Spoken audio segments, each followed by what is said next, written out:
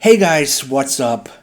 This is Pandsu, and today I'm going to play Castlevania Bloodlines for the Sega Genesis or Mega Drive, if you will. And this is an annoying title screen because it keeps doing that, but whatever. Yeah, I've not played this game very much before. I know some of the other Castlevania games, and I like quite a few of them, especially the classic ones, like those on NES and some of the newer ones. I'm not too much of a fan of Castlevania 4, but this one I've barely played, but I heard a lot of people say that this is one of the finest examples of 2D Castlevania goodness. So yeah, that's why I'm playing it in the in the challenge block on my channel. So yeah, I don't know how hard this is, but it's Castlevania, so I assume it's not exactly easy, but we're gonna see. So it seems pretty straightforward so far. You don't really have control in your jump, so it's very much like the NES games in that regard. So I guess this is...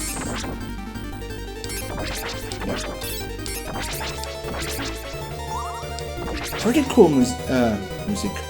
I Germaned. Fourth video I'm recording, and I'm already Germaning. Awesome. I hate it when I do that. Some people don't mind, but I just hate it. Okay, so in this one you don't actually have to press up and the whip button to throw your sub-weapons. You just press C. And now I can... oh, I don't know what that item actually did.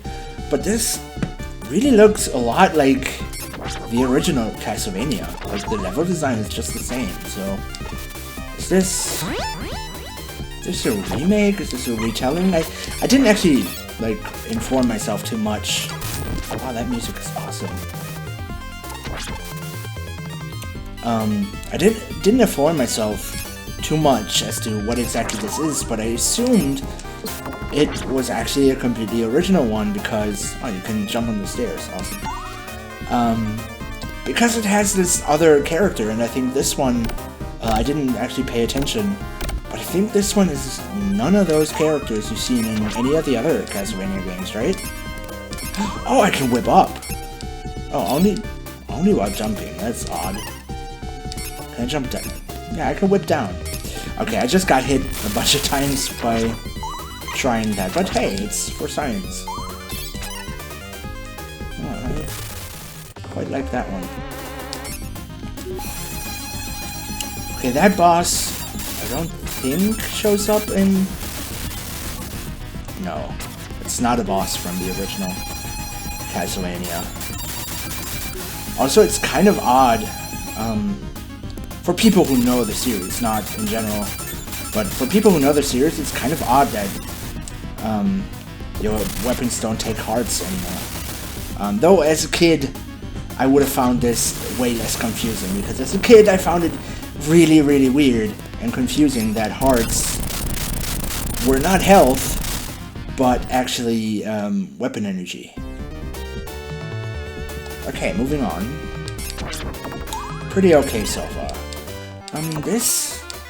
okay, this seems to be where it just kind of strays away from Castlevania 1. So I mean, the level design looking like that might just be an indication that this is taking place in Dracula's castle, and not necessarily that it... wow, okay.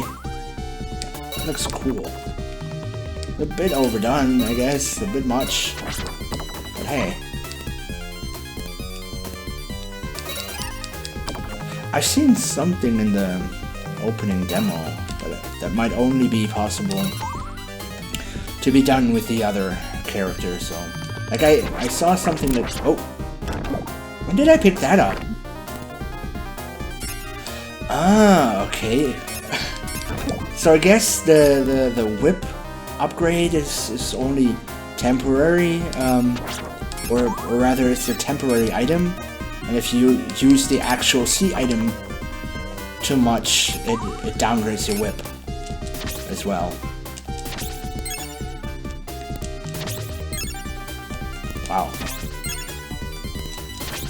Really? He loses his weapon, so he just throws his skull. It's kind of cool, actually.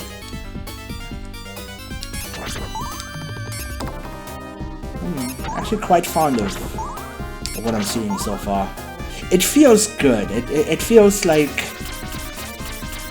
it kind of a middle ground between the original Castlevania and Castlevania 3 and stuff, and Castlevania 4, because I thought Castlevania 4, this sounds weird, but I thought Castlevania 4 had too much control.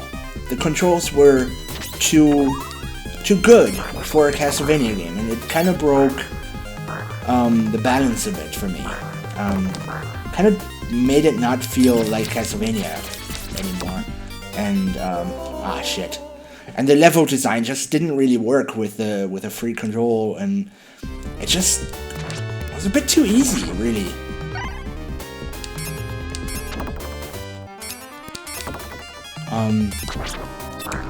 But I can see why some people thought the NES games were a bit too clunky. And this really kind of feels like a nice middle ground. I mean, you can whip up, and there's not much of a delay on the whip. I mean, you can still see him revving up. Like, it's not instantaneously. The hit isn't instantaneous, but or instant or whatever. But yeah, it's, I don't know. It's hard to explain. It's just a little bit of a middle ground. The same with the jumping. The jumping is a bit less floaty, a little bit less delayed, but you can still not change your trajectory. God damn it. After you jumped. And that too is something that I like in a Castlevania game. It's cool. Because Castlevania is not a platformer. It's more of an action game. And for that, this works very well. Like, the only thing I can do is change the direction I'm hitting after I jumped.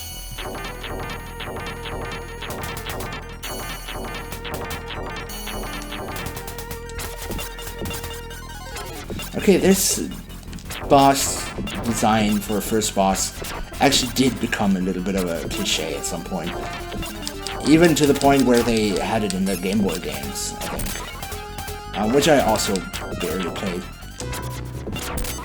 But it was in some other Castlevania games too. But it's not the same as the first one. The first one had a bat. I think Castlevania 3 had a skeleton in armor or something for a first boss too. So not terribly original, but hey, it's not a carbon copy of anything. So I like this. It's cool. Oh, already done. Okay, so far I have to say it feels a bit easy, but then again, it's the first stage. It's easing me into this, and I did die once, so maybe I should shut up. But it's fun. It's fun so far. I like the feel of it. I like the sound design, the music and stuff. The visuals are nice enough. Yeah, and this is actually something like these effects, these visual effects, like the water, the reflection in the water. It's actually something that I did see before. So this is not surprising. Ah, come on. This is not super surprising to me or anything, and yeah, I've seen people gush about those before. What I do have to say though is I'm kind of missing the whip upgrades. Like the different levels of whips. I mean, actually no, there are whip upgrades. What am I saying? But what it was, I mean, I just fucking got a whip upgrade, right? Didn't I? But you don't feel it quite as much, I guess. That's why I forgot it. And it feels more necessary in older games. I guess when it comes to Castlevania, I'm very much of a... I'm almost resistant to change. I'm very much on the side of... Oh, the water's rising. Oh, that's scary. I'm very much on the side of the classic games, on the NES games. Which is kind of weird, because... often when people are somewhat resistant to change, and when I say resistant to change, I mean, I dislike all the changes they have made in Castlevania 4, because for me, it was not designed that way. It was not designed towards that, and it just didn't feel like Castlevania, and it wasn't great, in my opinion. Oh my god, did I just screw it up? Oh, you can't... Okay, I thought if you touch the water, you're dead. For some reason. Like, video game logic, I guess. That's why I didn't change direction. I didn't go there. Oh, but you don't drown. Maybe you take damage once your head is underwater. That might be it. Yeah, but the thing is, and I also don't like Symphony of the Night that much. Actually, I don't like that game much at all. I need to replay it, because it's been a while since I played it, and I'm probably gonna do it on the channel, and so you're gonna see my opinion on that then, and my reasoning behind what I don't like and stuff. But yeah, it seems like I'm somewhat resistant to change when it comes to Castlevania, and that is so weird to me, because often when people feel like that, when people feel like change is like when they're just when they dislike something for being different, often it has a lot to do with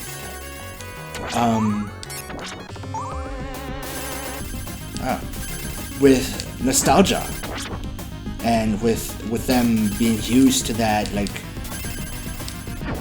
from when they were a kid. Oh, the water's still rising. He's still... Oh, he's spewing water. Okay. He's not actually trying to attack me. It's just...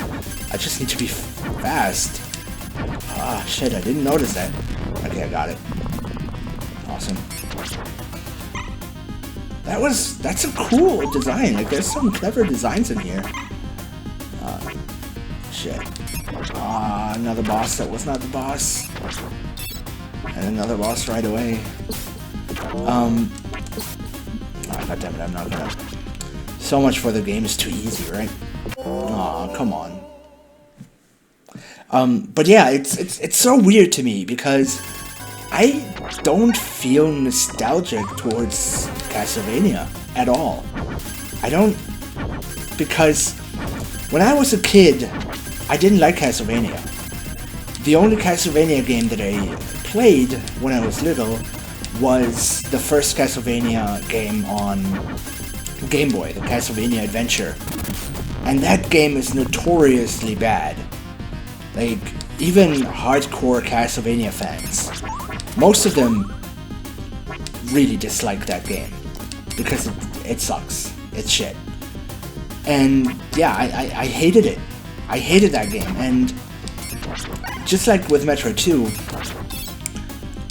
for the longest time, I thought, well, if I don't like that game, if I don't like one game in a franchise, I'm probably not gonna like the rest of them. So I never actually checked out the NES Castlevania games, because also the theme of them, like the Dracula stuff and the werewolves and stuff, was okay. It was not that hard to beat, actually. Ah, come on! Why did I say that? Shit.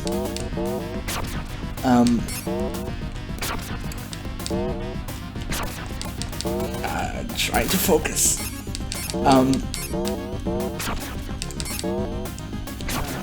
I hope there's only those two.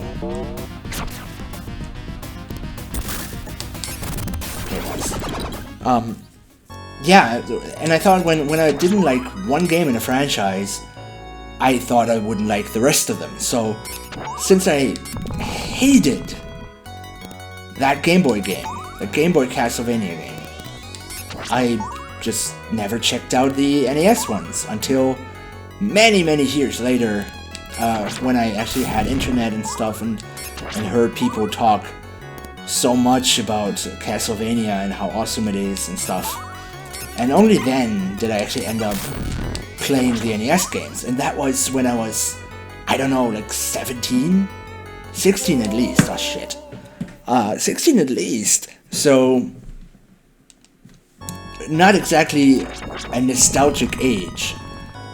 And when I was impressionable, I hated Castlevania, so my resistance to change and with this franchise, me hating games that stray too far away from the NES formula really has nothing to do with nostalgia, and that is just very weird to me. And I mean, I do argue that most of the time when I have an opinion like that I have actual reasons, and I try to not be too nostalgia blind, but it's just, I don't know. I guess it just kind of proves that it's not always nostalgia that makes me dislike something that is too different. So, that's my little rant. I could have said that with much fewer words, but I mean, this is me we're talking about. Anyway, this game, pretty cool. It has some pretty cool ideas. I mean, those bosses, I just kind of rambled over them. Those two bosses I thought were pretty well designed because they both seemed very same. Oh, wow. How small am I? Or how big is that statue? No, they seemed very samey, those two bosses. But they weren't. Wow. The fire actually somewhat saved me. Not gonna survive this.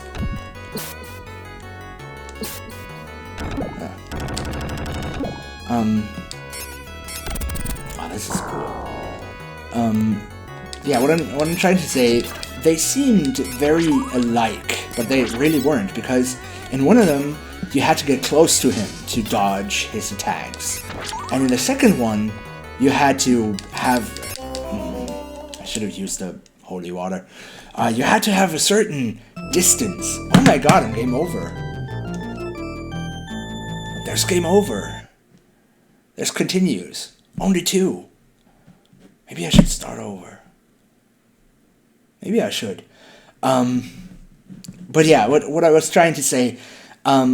The second boss, you actually had to keep your distance. So in the first one, you had to be close, and in the second one, you had to keep your distance in order to not get hit. And I thought that was pretty cool, pretty brilliant, especially for a second boss in a game. So anyway, I think with this, I'm going to wrap up part 1 of this, and I might just start the game over, maybe even with the other characters, just so that I know a little bit about him, but I'm not going to have you sit through that. I'm just going to cut it and get back to this place. And yeah, I guess I'm going to see you guys next time at this exact place in the game. So, peace out.